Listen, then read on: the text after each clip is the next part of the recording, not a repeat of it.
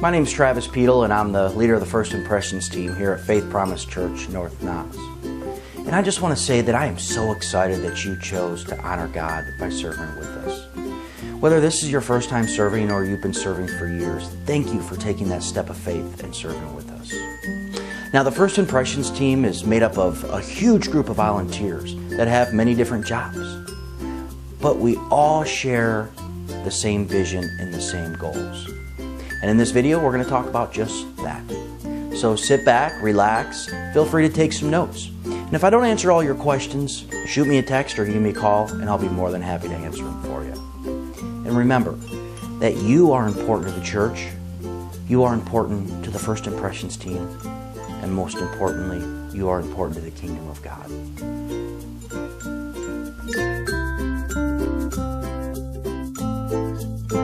Our vision is simple, and we like to refer to it as the 3 S's. And you'll probably hear me talk about them a lot, so it'd be best to memorize them. So what are the 3 S's? Smile, serve, and show. Smile, serve, and show. Welcome every guest, member, and attendee with a smile. Serve. Serve and assist each guest's individual needs. And show. Show the love of Christ so our guests leave inspired to pursue a relationship with God. You may be asking, why is it important to have a First Impressions team?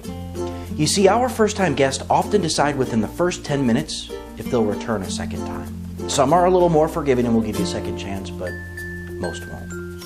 You see, the unchurched often look for reasons to not return. Let me say that again. The unchurched often look for reasons to not return. Even though they were probably invited by a friend, even a strong friendship can't override a blown first impressions. Have you ever been somewhere and had a bad experience? Let's say you went to a restaurant. You hear they have really good food, and you're really hungry. So you walk in, and it takes 10 or 15 minutes before they even realize you're there. Then you finally get seated, and it takes another 10 or 15 minutes before the server even acknowledges you. Even if your experience gets better throughout your meal, you have a negative first impression, and you may not return. And the same is true for our church. First impressions matter. Now, I got to tell you, I wish it was easy as a restaurant, but we don't have good food. But what we do have is a good God. As a First Impressions volunteer, you are the face of this place. You are the face of Faith Promise Church. Why? Because when people first pull in our parking lot or walk through our doors, they're going to see you. They're going to interact with you. They're going to talk with you. Not our staff, not our elders, not the pastor, but you. Faith Promise Church is pretty laid back, right? I got to be honest, I don't ever want to be laid back about a first impression. Because we can be the determining factor whether or not somebody's eternity is spent with our Heavenly Father or not. And yes, this is very important. And as you can see, I take it pretty serious. But I got to tell you, we like to have a lot of fun while we're doing it, and we want you to join us. The First Impressions team needs people that are fun, people that are outgoing and that like to smile, people that want to take Christ's love and pour it out onto others. If this sounds like you, great! If this sounds like the opposite of you, that's okay. We will work with you to find you someplace else to serve. If you like working behind the scenes, that's okay. We'll work with you to find a position that fits you.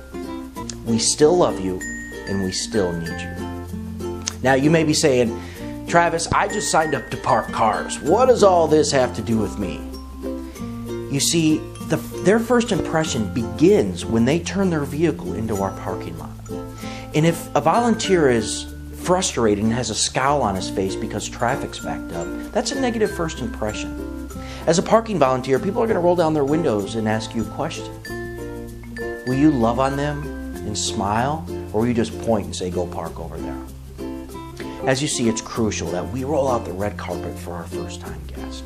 We want them leaving thinking, wow, these people are on fire for Jesus, and I want to be a part of that too.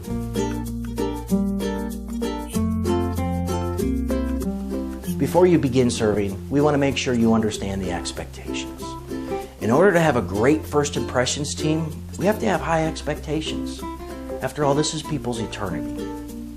Expectation number 1, arrive 45 minutes prior to the start of your scheduled service time. So this means if you're serving during the 9:30 service, you arrive at 8:45.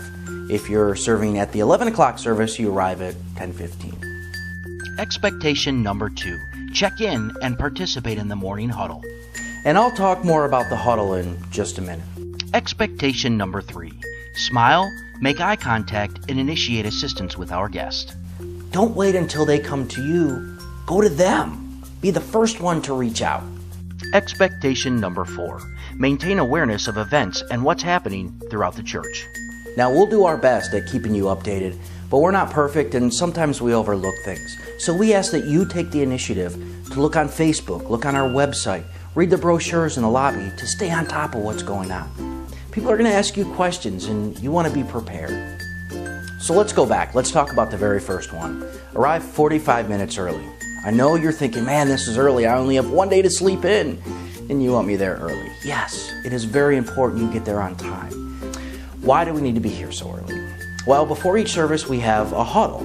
And during this huddle or meeting, we talk about what's going to happen during each service. We have a little bit of fellowship time.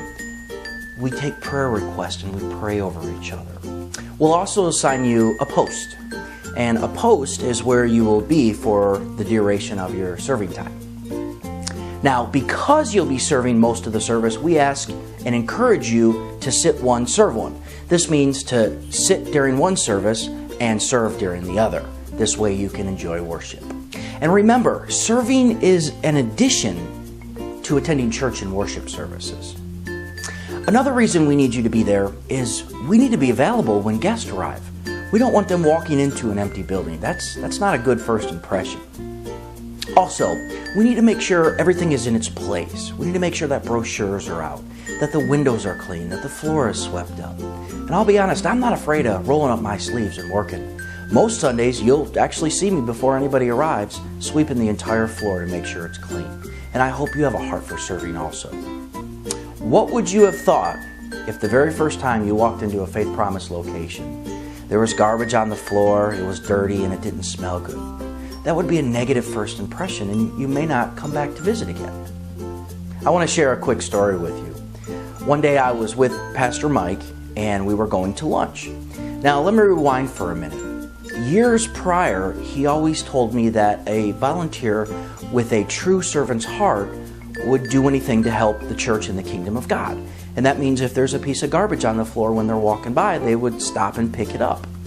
Well, throughout the years, he kept telling me this, and I just assumed he wanted me to pick up garbage. So fast forward to a couple months ago, Pastor Mike and I were going to lunch. We were in his vehicle, and he was driving. We made it to the end of the driveway at the North Knox campus. We were getting ready to turn, and he throws his vehicle into park, opens his driver's side door, walks around to the passenger side, and I'm thinking, what is he doing? He's either gone crazy or he's going to pull me out of the vehicle. I didn't know what was going to happen. So then I watched him. He bent over and he picked up a tiny little piece of garbage. He got back in his vehicle and continued his story without ever missing a beat. I thought two things. First, that piece of garbage was on my side. I felt a little guilty that I should have noticed it and picked it up. The other thing I felt was, wow, all these years, he's not just trying to get other people to do stuff, but he actually does what he teaches. And that showed me at that very instant that he has a true servant's heart for God and his kingdom. And I want to have that same heart and that same mentality. And I hope that you truly do too. So join me, and together let's be good and faithful servants of our Lord. Faith Promise Church is a come-as-you-are church. With this in mind, we currently don't have a dress code for volunteers when serving. However, do you remember when I said, as a First Impressions volunteer, you are the face of Faith Promise Church? Well, we don't want our face to be dirty and look like it just rolled out of bed. Be presentable. Wear clean clothes. If you want to dress up, you can. If you want to wear jeans, you can. Just remember these two words, be approachable. Would you want to approach someone that looks like they don't smell good or has on dirty clothes? Probably not. So here's a few personal hygiene rules to serve by. Maintain a clean mouth. Brush your teeth before you come. If you develop bad breath as time goes on, bring some mints. By the way, we do try to keep some mints at the information desk for volunteers. Shower regularly. Brush or comb your hair. Try to get it perfect like this. Wear appropriate size clothing. We don't want to see your belly hanging out. Be approachable. The last step in preparation is the most important, and it's prayer. Before you serve, ask God to help you do a great job for His church and His kingdom. Ask Him to introduce you to new guests so you can share Christ's love. Ask Him that those who visit discover Him.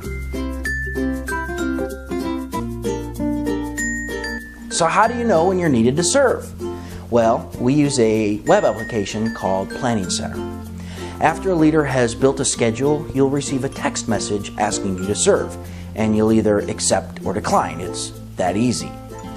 We do ask that you respond to the request in a timely manner. It really helps us out. Even if you have to change your response midweek, that's okay.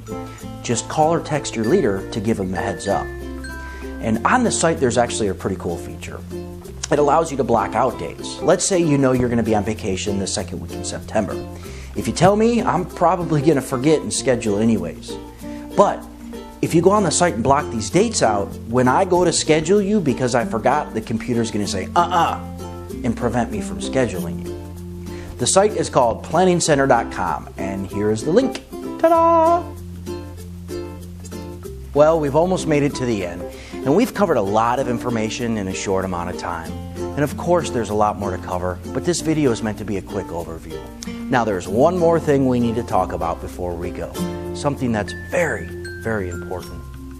We just talked about everything from pouring out Christ's love, helping guests, approaching them, rolling out the red carpet, right? It's all about them. But what do we do with someone that doesn't want to be bothered? Someone that just wants to be left alone? What do? We leave them alone. You see, the last thing we want to do is overwhelm our guest. We don't want to make anybody feel uncomfortable. If they don't want to be called out, don't call them out. Instead, give them a warm handshake and smile. Offer your name, and they'll probably tell you their name, and then let them enjoy service. After service, shake their hand, use their name, and say, I hope you have a good week, and I really want to see you here again next week.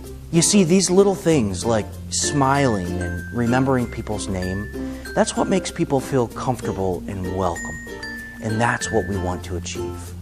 So I challenge you to pray to God, to beg God to let you achieve great things through Him. The main reason we do this is to share Christ's love, to make it hard to go to hell from East Tennessee. And together, we will achieve great things, and we will make it hard to go to hell from East Tennessee. Thank you so much for watching this video today, and I really hope to see you soon.